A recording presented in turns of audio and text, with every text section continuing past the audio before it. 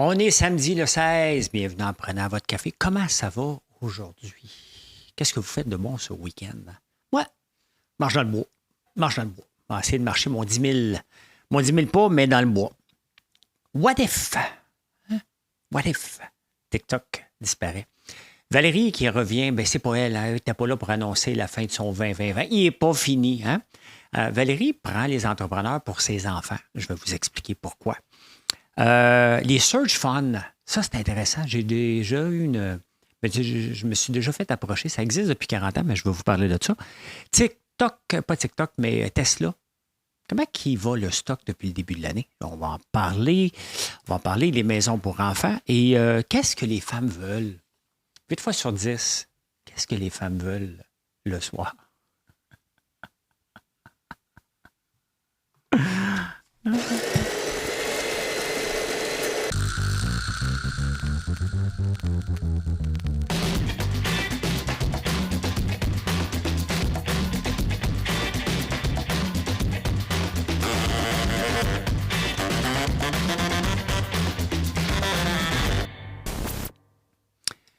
J'ai hâte de vous le dire, ce que les femmes veulent.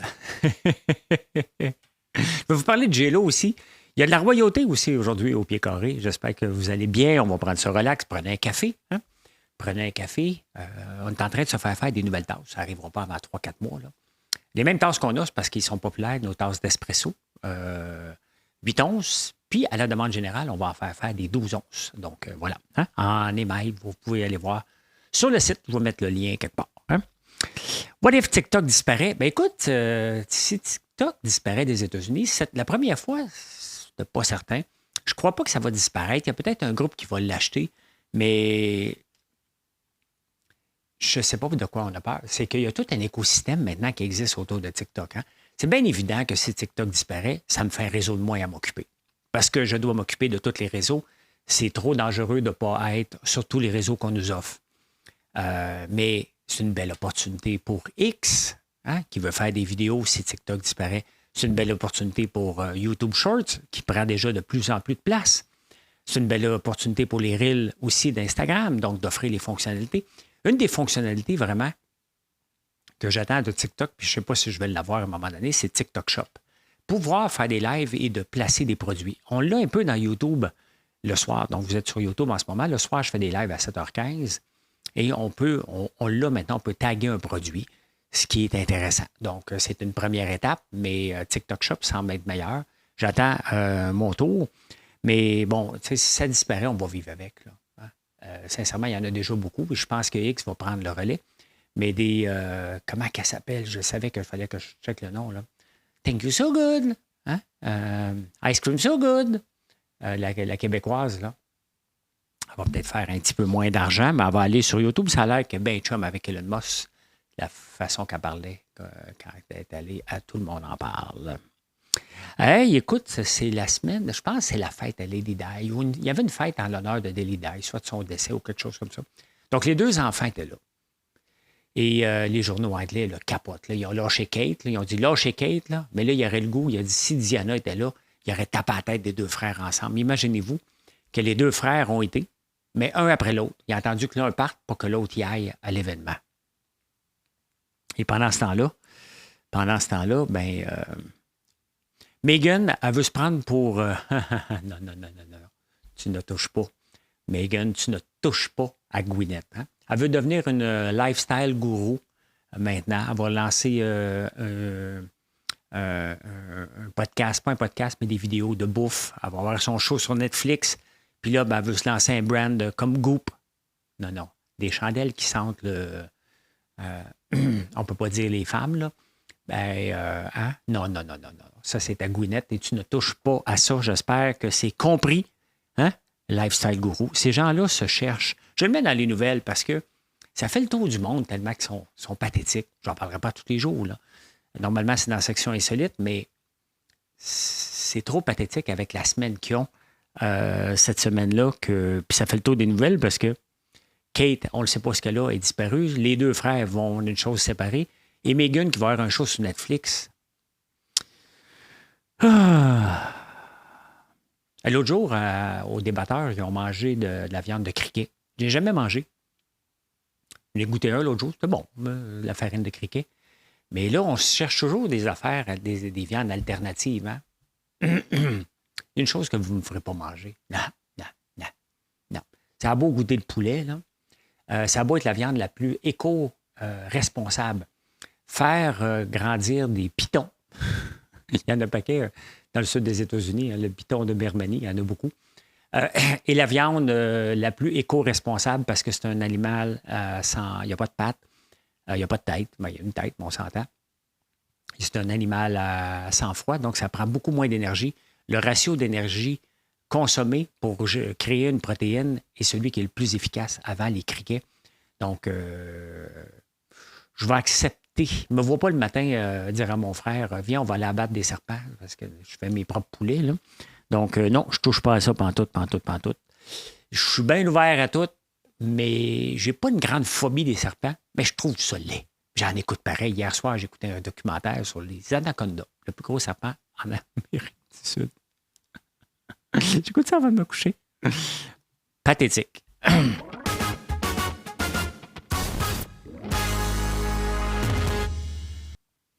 Comptez pas sur moi pour repartir un débat sur le virus, hein, sur le vaccin. Mais sincèrement, je peux comprendre certaines personnes qui ont eu peur du vaccin de la COVID. Ça appartient. C'est un nouveau... Hein? Il y a encore beaucoup de débats, trop de débats par rapport à ça. Mais de sacrifier le vaccin de la rougeole, ça, c'est encore là, ça vous appartient, tu sais. Mais il y en a beaucoup. Il y en a beaucoup. On devrait avoir 95 % dans nos écoles, puis il y a des écoles qui ne sont même pas à 75. Il y a des écoles à 50 % des élèves qui ne sont pas vaccinés contre la rougeole. Hey, c'est le virus le plus contagieux qui existe. Vous faites ce que vous voulez, mais des fois, je ne vous comprends pas. Tu sais, vivre en société vient avec des choix. On n'a pas tous les choix qu'on veut faire. Hein? Des fois, on a des choix imposés, il y a des choix qu'on peut faire. C'est certain que si vous voulez vivre dans le bois, dans le fin fond des bois tout seul, faites ce que vous voulez. Mais, tu sais, je sais pas. Hein? C'est pathétique de voir des maladies qui semblent être réglées, qui reviennent. Encore là, ça vous appartient, bien entendu, mais de vivre en société vient aussi avec des contraintes. Des contraintes de s'assurer de ne pas rendre les autres malades. Mais les autres malades, c'est parce qu'ils n'ont pas le vaccin non plus. Donc, je ne sais pas. Je voulais vous en parler, mais on ne parle pas de débat ici. Là. On ne parle pas de grand débat. Là. La ministre Duranceau a parlé des maisons pour femmes. Et là, Québec solidaire, toute la gang de gauchistes sont tombés là-dessus. Elle ne veut pas de maison pour les femmes battues. Elle est contre les femmes battues. Bon, c'est pas ça, pas tout. Là. On y a présenté des projets qu'on présentait des portes, des maisons pour femmes et enfants, à 900 000 à 1 million la porte. Donc, mettons, un duplex, ça serait 2 millions. Un 5plex, ça serait 5 millions. Donc, un 25 logements, on parlerait de 25 millions. Ça a-tu du bon sens? La réponse est non. La réponse est non. Puis elle a raison, il faut trouver d'autres solutions. 1 million la porte, là. Hein? Dès qu'on tombe, et c'est là que le milieu de la construction a besoin de se faire revamper, là. Le milieu de la syndicalisation, ça n'a pas de bon sens. Tout le monde se ramasse. Ça va me prendre 8 électriciens, ça va me prendre 6. Tu sais, à un moment donné, quand tu es presque rendu à encourager le travail au noir pour avoir quelque chose qui a de l'allure, ça n'a pas de bon sens, là. Tu sais, ça n'a pas de bon sens, 1 million. Elle a raison, on n'a pas d'argent pour ça. On a de l'argent pour les maisons des aînés, les maisons des femmes. C'est sûr qu'il faut avoir de l'argent pour ça, mais pas à 1 million. Il y a des gens vraiment qui disent « Ah, il en a besoin, OK, je vais en profiter. » Elle a raison. Yeah. Le problème, c'est que vous ne l'aimez pas parce qu'elle dit les choses telles qu'elles le sont, hein? Mais c'est pas populaire. C'est sûr que les partis de gauche vont sauter là-dessus et dire « Elle est contre. » Mais non, elle n'est pas contre. Elle est contre 1 million, tout simplement. Et je ne sais pas de la défendre, mais à un moment donné, je dirais la même chose, moi aussi. Ça ne fait pas d'elle une ministre populaire. Mais qui va être populaire si tu ne dis pas ce que les locataires veulent entendre? Tu ne seras jamais populaire. Au moins, elle se tient debout. Hein? Elle se tient debout. Bon, Valérie m'a expliqué comment ça marche, la tête d'un entrepreneur. Hein? J'ai parlé de choix tantôt, de vivre en société. Un entrepreneur a le choix. Hein? Si moi, je veux mettre de l'argent dans de la construction, mettons j'étais dans l'immobilier, et là, j'arrive pour présenter un projet à Montréal, on me met des bâtons dans les roues. Après ça, on me dit non, il faut que tu fasses 20-20-20, il faut que ce soit une métropole mix. C'est ça que je veux. Puis après ça, tu en mets d'autres règles. Après ça, tu dis non, c'est ton projet, c'est pas comme ça que ça passe. Il faut que ça passe au comité, puis ça n'arrête plus. Bien là, je m'en vais, mettons, à Laval, puis Laval me dit oh, tu veux construire? Bien parfait. Tiens, voici le terrain disponible. Achète-le, c'est là que tu peux construire. Merci beaucoup, ou j'étais le terrain. Hein? Pas mal plus simple. Donc, elle, Valérie, elle voulait mettre les promoteurs au pas. Ça va marcher comme ça dans ma ville. Mais le 20-20-20, c'est un fiasco total. Et qui elle a envoyé cette semaine au BAT pour mettre ça de côté? Hein? Pour quelques mois, on va donner une chance aux promoteurs. Le projet n'est pas mort. Elle n'avait pas eu le courage d'aller l'admettre. Tu sais, quand tu es un leader, quand tu es une leader, Valérie, là, OK? Quand tu fais des bons coups, c'est ton équipe. Quand tu fais des mauvais coups, c'est toi. Je vais le répéter. Dans la vie, là, quand tu es un leader, là, quand tu as un bon coup, c'est ton équipe. Quand tu fais un mauvais coup, c'est toi. Toi, tu inverses. Tu inverses les rôles, Valérie. Quand il y a quelque chose de bon, tu dis j'ai pensé à ça. Hein? Et quand il y a quelque chose de pas bon, tu envoies ton équipe. Tu n'as rien compris. C'est pour ça qu'il faut se débarrasser de Valérie Plante. Qui va se présenter? Elle a fait un sondage avec des noms qui ne voulaient pas se présenter. Sincèrement, j'aurais aimé ça. J'aurais été curieux, même si je ne peux pas me lancer. J'aurais été curieux de voir mon nom là parce que je suis un des seuls qui dit que ça l'intéressait. Ça m'intéresse encore, mais pour 2029, mais j'aurais aimé ça voir mon nom de gens vraiment qui peuvent y aller. Hein? Mais j'espère que tu as compris. Là. J'espère que ça va se rendre à toi. Là. Hashtag POLMTL. Là. Valérie Plante. Quand tu fais un bon coup, c'est ton équipe. Quand tu fais un mauvais coup, dans ton équipe fait un mauvais coup, c'est toi. Ça, c'est d'avoir du leadership. C'est leadership 101.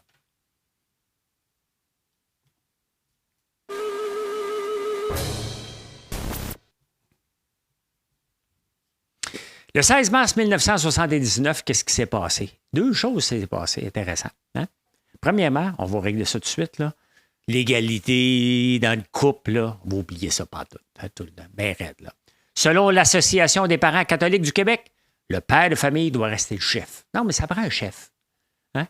L'Association catholique, en 1979, n'aurait pas été trop pour Québec solidaire avec leur coprésidence, là. Ça prend un chef, puis c'est le père de famille, c'est réglé. L'Association des parents catholiques du Québec estime que le projet du nouveau Code civil risque rien de moins que de compromettre la stabilité de la famille en poussant le principe de l'égalité des conjoints au point de lui enlever la possibilité de se donner un chef. Ça prend un chef. Ça prend un chef. Fait que, voilà. Hier, il y avait le rapatriement. On veut rapatrier l'immigration au Québec, hein? Qu'on soit pour ou contre, c'est pas si évident que ça ce que François Legault veut avoir. Mais regardez, en 1979, à Montebello, il y avait Montebello, c'est mon coin, donc je suis fier de voir ça. L'assurance chômage, Québec demande un appui dans sa bataille de juridiction. En 1979, le Québec voulait récupérer l'assurance chômage. C'est bien pour ça qu'on a fait un référendum par la suite. Là. Tu sais, quand tu veux te séparer, tu ne peux pas demander de on voulait se séparer, mais là, c'est ça, on a créé des doublons. Et imaginez-vous qu'on aurait l'assurance chômage au Québec au lieu du Canada. Tu sais, qu'est-ce que ça change? À un moment donné, on ne veut juste pas avoir de doublons, mais on voulait ça en 1979. Donc, ce qu'il faut retenir de 1979, c'est que le père doit rester le chef de la famille. Sinon, ça peut compromettre la stabilité de la famille s'il n'y a pas de chef. J'espère que vous avez pris des notes.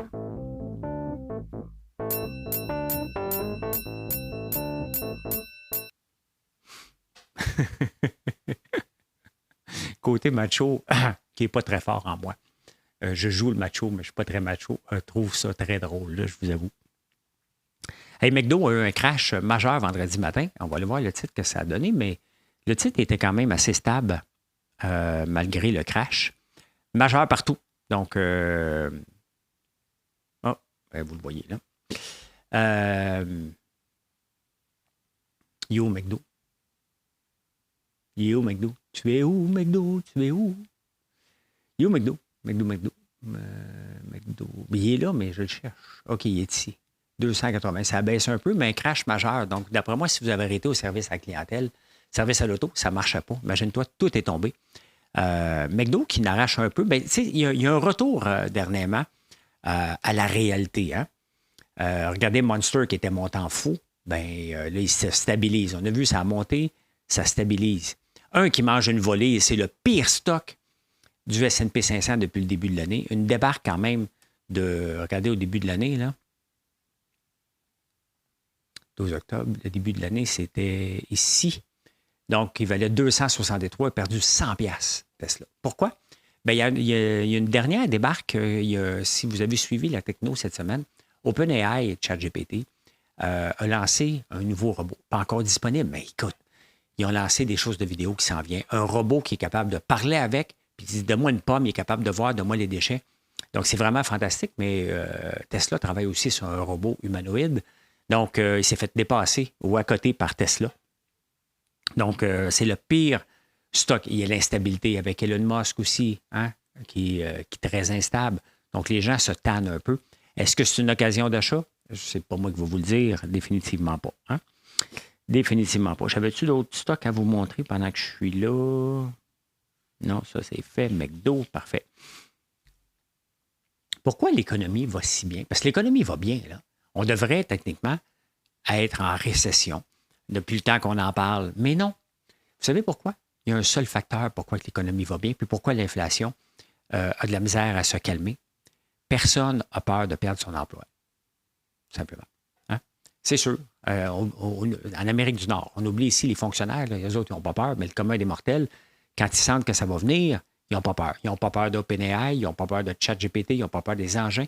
Ils n'ont juste pas peur de perdre leur job. Donc, c'est pour ça que l'économie va bien. Ça ne veut pas dire que ça ne va pas arriver, mais c'est ça pourquoi l'économie va bien. Si c'est ça le prix de la stabilité de garder des fonctionnaires à rien faire au Canada, on va vivre avec. Hein? Mais il reste que ça nous coûte cher. Ça nous coûte cher, cette non-récession-là, pour garder des gens en emploi et jamais leur faire peur que, malgré qu'ils performent ou pas, ne perdront pas leur emploi. Hey, on pensait les jeunes disparus. Attendez un peu. On pensait les jeunes disparus de Facebook. Ben non. Ils sont là, les jeunes, sur Facebook, en quantité industrielle. Ils vont passer leur temps sur TikTok, sur Instagram, c'est vrai. Mais qu'est-ce qu'ils vont venir faire sur Facebook? Marketplace. Marketplace qui est devenu, en quelques années quand même, il a dépassé les Kijiji et toute cette gang-là, derrière eBay, est l'endroit privilégié des jeunes pour acheter et vendre leurs affaires. Marilyn est toujours là-dessus. Tout le temps. Donc, les jeunes de l'âge de mes enfants sont sur Facebook, dans leur cas, pour me suivre, mais aussi pour avoir accès à Marketplace. Quand même, on n'en parle pas trop, hein, parce que la plupart des transactions se passent au cash, en comptant. Mais si jamais tu veux le faire passer par Facebook, Facebook va se prendre une cote. Pour l'acheteur, c'est gratuit. Pour le vendeur, il va perdre une petite cote si c'est vendu ou livré ailleurs. Mais la plupart du temps, ça se termine en comptant. Intéressant quand même. Et c'est peut-être par cette porte-là que Facebook garde les jeunes en place. Donc, pas fou, hein? Probablement qu'ils ne savaient même pas eux-mêmes quand ils ont lancé ça. Mais ça garde une clientèle. Les plus vieux vont échanger sur Facebook encore, mais les jeunes vont aller acheter et vendre. Intéressant. Il y a un moment donné, on m'a approché. 2014 à peu près, 2012, je ne me souviens pas quand, ou peut-être même avant, 2010. En tout cas, vous comprenez, je ne me souviens pas pantoute. Pour un search fund, puis je ne comprenais pas. Deux gars sont venus. Ils m'ont dit, regardez ce qu'on veut faire, nous autres. Deux jeunes de Harvard avec un long pedigree. En tout cas, des belles études. Puis on dit, regardez, nous autres, financez-nous. On va trouver une compagnie. On va chercher une compagnie. On s'est mis une gang. C'était sérieux, là. Il y avait des gens sérieux. C'était bien organisé. Puis ils se sont mis à chercher une compagnie. Ils ont acheté une compagnie de voyage. Parmi l'eau, ils nous ont présenté un paquet. Puis on a dit, OK, parfait, c'est correct pour l'entreprise de voyage. Quand tu investis dans un search fund, tu as comme tu en as plus pour ton dollar si pour la deuxième ronde après que tu peux embarquer ou pas. Donc, j'avais embarqué, j'oublie le nom de la compagnie de voyage. L'affaire, c'est que j'ai été chanceux, imaginez-vous. Je l'ai vendu au mois de février, juste avant, un mois avant la pandémie. On n'a pas signé les derniers papiers. Ils ont fait un management buyout. Donc, ceux qui étaient là ont décidé de nous racheter. C'était profitable. J'ai fait un profit, oui.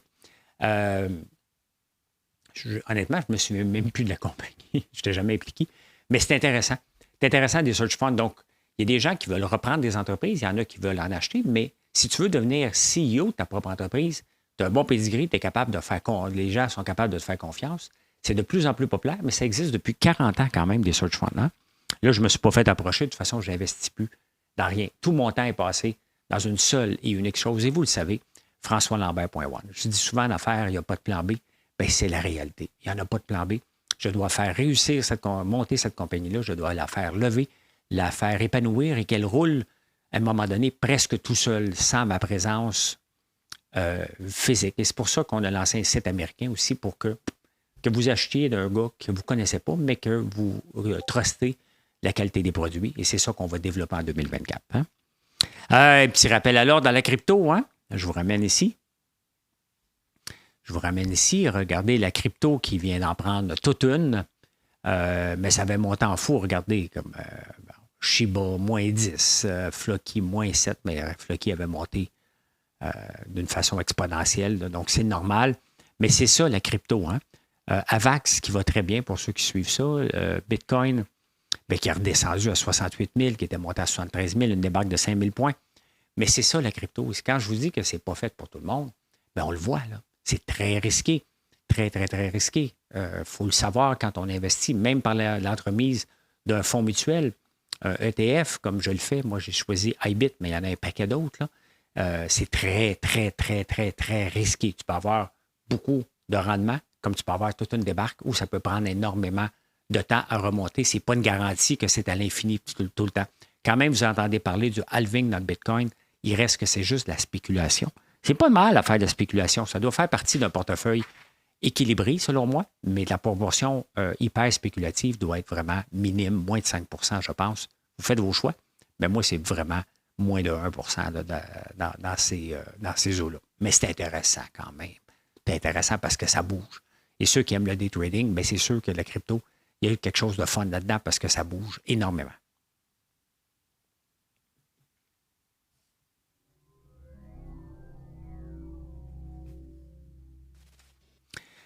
Ah, on aime J-Lo. Hein? Qui n'aime pas J-Lo? Hein? Jennifer Lopez, on l'aime, mais ça ne marche plus trop, la vente de billets. Hein? Elle ne déplace pas. On va l'écouter, mais on ne se déplacera plus pour aller la voir autant. Donc, elle est obligée d'annuler 7 salles, 7 tournées. Puis celle de Montréal, ça se peut qu'elle soit annulée parce qu'il y a encore bien des sièges sur le parterre. L'affaire, c'est qu'ils ont exagéré un peu tous les artistes en chargeant des 200, 300, 250 pièces pour aller voir un artiste. Donc, ça a l'air qu'en tout cas, il y a Montréal, il y en a encore, mais elle a annulé bien des places. Puis c'est pas dit que Montréal ne va pas être annulé non plus. Hein? Comme quoi que, à un moment donné, toute une fin. Et d'ailleurs, les spectacles, on en voit de moins en moins. Je regarde des humoristes ici au Québec. Là. Il y en a de moins en moins qui font des spectacles. Ça se passe pas mal sur les réseaux sociaux maintenant. Hein? J'avais oublié la fête de Pi il y a 2 jours, le 14 mars. C'est la fête de Pi, 3-14 ans. Il y a un jeune de 9 ans en Colombie-Britannique. Il a battu, je ne sais pas s'il a battu un record, là, mais il s'est rendu à 2030. Digit. C'est combien Pi? 3.14, 5, 6, 7, 8, 9, 10. Ben, pas 9. 40. Il est allé jusqu'à 2030. Il les a toutes récités par cœur. Il serait bon Big Brother, lui, pour se souvenir des affaires. 2030 digit. Il a-tu dit, oh, tabarnouche, as-tu pleuré quand il s'est trompé? Je voulais aller à 5000. Et finalement, on termine avec la nouvelle du jour. Messieurs, c'est samedi soir. Peut-être que hier, ça s'est passé. Mais sachez que 80% du temps, les femmes dans le lit veulent dormir. Prenez des notes. Hein? Faites ça l'après-midi si vous pouvez. Mais 20% du temps, ils veulent faire donner des bisous. 80% du temps, ils veulent dormir. Et je peux dire ceci. Mission accomplished. Merci beaucoup d'être là. Merci. Venez faire un tour sur FrançoisLambert.one. Et je vous souhaite une excellente journée.